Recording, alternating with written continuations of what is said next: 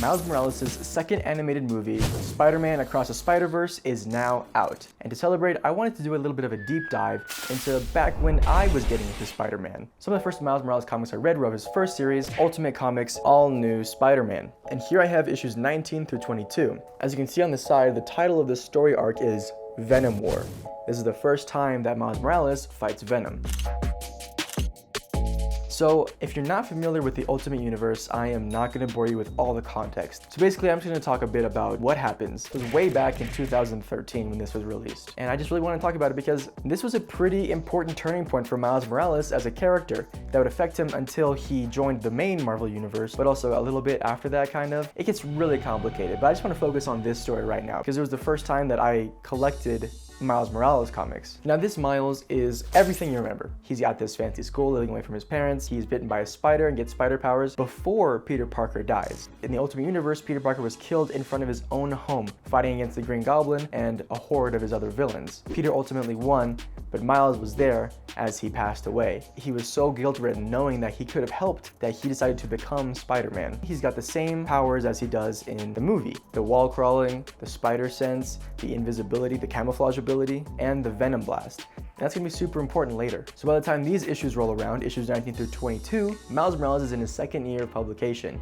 He's a bit more experienced as Spider-Man. He's gone through some stuff, fought some villains, lost his uncle Aaron Davis, otherwise known as the Prowler, and is really coming into his own as Spider-Man. The issue opens up with Miles swinging through the city, and he's like, man, this is tough. You gotta like think so far ahead, which I think is a little different than what is the established canon, because the spider sense usually helps out. You don't have to like think 5 moves ahead like he says, but whatever. Miles is swinging through the city when he runs out of web fluid, and he just collapses on a lamppost. He's like, hopefully nobody saw that. They did. They're filming him. It's 2013. People film everything. So Miles is completely out of web fluid and he doesn't know how to make more. There's a transition, and in the next scene, Miles is in school and his best friend Genki is there. And you remember back when you were in school and you would like write notes on your notebook and then show it to your friends so they would read it and they'd write something back and show it to you? Brian Michael Bendis, the writer, does something similar, but with a phone, where there's just giant text on a phone and they're just showing it to each other. I think he just really wanted to do that sequence and the teacher's like, oh, looking at notes, are you, blah, blah, blah, blah, when they could just be texting, but whatever. So Genki gets all this laboratory equipment to make some web fluid for Miles. He got this formula from Peter Parker. I don't remember exactly how he got it, but he has it. So he gets to work making the web formula. So the overall plot of this story, the Venom War, takes place over the span of just a few hours, really. I won't bore you with all the context, but basically Miles' dad, Jefferson Davis, is being hounded by the media for doing something heroic earlier. But he wants him and his family to be left alone. So he goes outside to tell them off when all of a sudden Venom shows up.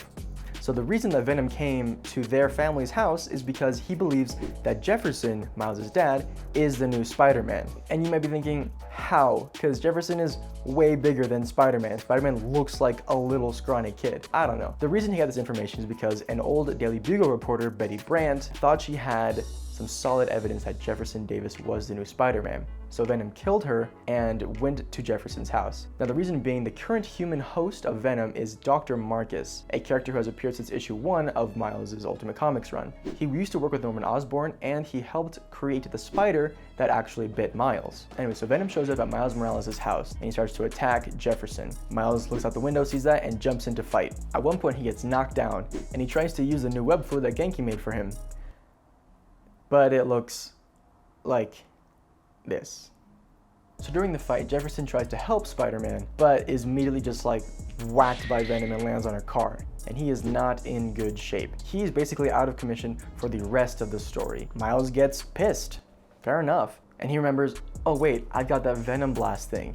Maybe that'll work. And this is what I meant when I said that his Venom Blast is overpowered. He goes up, touches him a little bit on the face, and then Venom, he just disappears into the sewer. So they call an ambulance, and Jefferson gets put in the car. Miles, he's pretty sad. He feels like it's all his fault. He's like, I'm Spider-Man. A Spider-Man villain showed up at my door. It's obviously my fault. Miles, your Peter Parker is showing.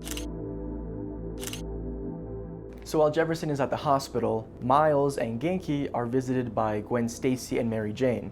Now, Gwen Stacy is alive in the Ultimate Universe. Her story's a little different though. She did die, but she's alive again. And since they saw Venom on the TV, they both know the situation that Miles is in since, you know, they were really close with Peter. So then Miles and Genki are like, how do you know all this? And Gwen says, well, I used to be a symbiote. And they're like, what? She's like, yeah, I was killed by Carnage, had my life juices sucked up.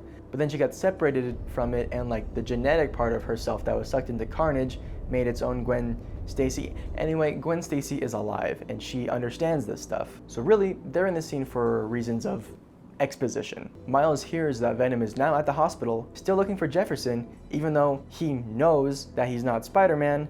He's a little lost in the head, to be honest. He saw Miles and Jefferson side by side and he still thinks that Jefferson is Spider-Man. Something's going wrong out there.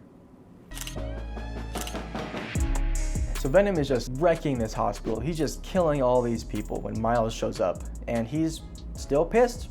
Fair enough. Miles just comes in and starts Venom blasting him all over the place. But maybe he like built up a tolerance or something because it's not affecting him as much as it was before. So Rio picks up a gun from a dead cop or security guard or whatever and starts firing at Venom. And this moment of distraction allows Venom to actually absorb Miles. And he feels that like his genetics are something. It's whatever. Rio says, please just give my boy back to me. So Rio Morales, in this universe, knows that her son, her 13-year-old boy, is Spider-Man. Since Miles is inside Venom, he does the classic, well, I'll take him out from the inside, unleashes a huge Venom blast and just explodes Venom.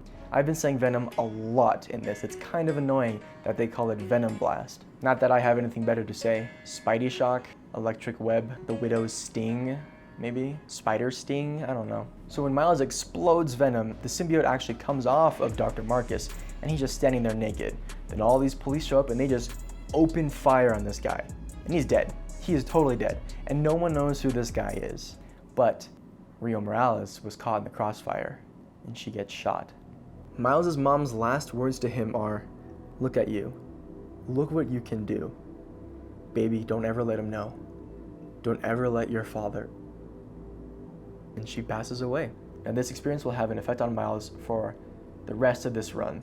Miles wakes up the next morning, gets out of bed, goes to the kitchen and goes, Mom? But he's actually at Genki's house. Then all the memories come flooding back, and in a moment of panic and realization, he runs to his room and rips his Spider-Man costume apart, saying, no more, no more.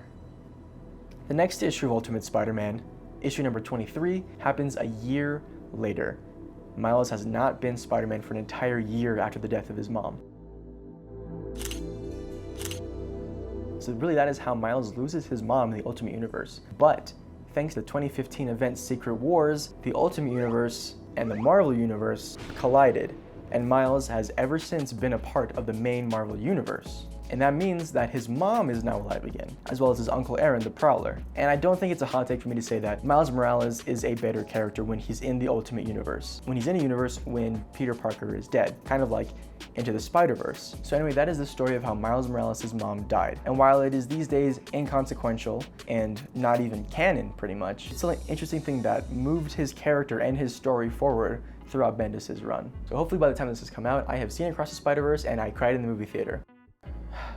Now I just really want to read like the new Miles Morales' run because I haven't read like consistently a Miles Morales book since this point. Again, I am enjoying making these videos. I've got all these ideas for this channel and I can't wait to do them all. Hopefully I have enough time, but overall, thank you so much for watching and keep reading.